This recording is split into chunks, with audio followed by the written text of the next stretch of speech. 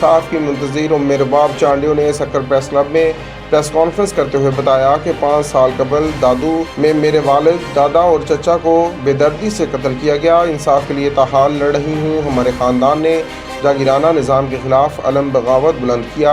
आज तक हमारे केस में शवाहिद पेश नहीं किए जा सके। मुलजिम MPA बुरहान चांडियो 4 साल से अबूरी ज़मानत पर है। आज सुबह केस कराची में चलना था। सुबह इल्म हुआ कि मुलजिम के वकील ना होने के बायस केस डिस्चार्ज कर दिया गया। आईना साथ लेकर आई हूँ, इसमें देखना क्या ये निज़ाम इंसाफ फराहम करने के काबिल है।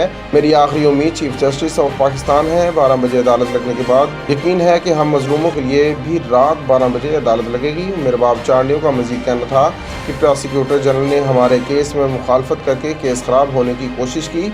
अगर मैं अपना वकील हायर नहीं कर पाती तो मेरा केस तो ख़राब कर दिया गया था। कराची में सुनने का फैसला किया, ऑर्डर किया, तो मैं कराची के लिए तैयार हुई। मुझे सुबह पता चला कि हमारा केस जो है वो डिस्चार्ज हो गया और उसकी वजह ये बताई गई कि अक्यूज़ बुरहान चांडियो जो है उसका लॉयर साहब मौजूद नहीं है, वो छुट्टी पर है, इसीलिए हमारा केस नहीं चलेगा और सुनने वाली लिस्ट में से खारिज कर दिया गया हमारा केस। तो ये एक बड़ा सवाल निशान है हमारे इंसाफ के निज़ाम पे कि मैं एक बेटी इंसाफ चाहती हूँ और हमारा केस जो है डिले होता जा रहा है।